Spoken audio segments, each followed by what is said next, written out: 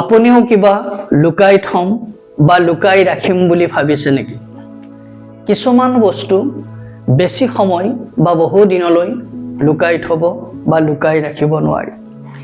এই প্ৰসংগত বুদ্ধদেৱৰ এষাৰ কথা আপোনালোকৰ সৈতে শ্বেয়াৰ কৰিবলৈ মন গ'ল। বুদ্ধদেৱে কৈছিল, 3 things cannot be long hidden: the sun, the moon and the truth.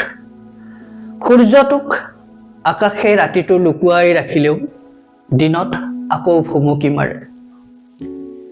চন্দ্ৰটো দিনটো লুকাই থাকিলেও সন্ধিয়াৰ আকাশত আকৌ ওলাই পৰে। আমিও কিছুমান সত্যক লুকাই থব বিচাৰো। যিটো সত্য প্ৰকাশ পালে আমাৰ ব্যক্তিগত বা সামাজিক জীৱনত ক্ষয় ক্ষতি হয় বুলি ভাবো, তেনেবোৰ সত্যক আমি লুকাই থব বিচাৰো।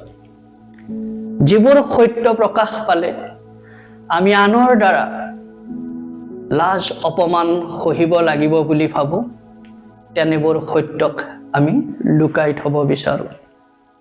যিবোৰ সত্য প্ৰকাশ পালে আমাৰ ন্যস্ত স্বাৰ্থবোৰ সিদ্ধি নহব বুলি ভাবো, তেনেবোৰ সত্যকে আমি লুকাই থব বিচাৰো।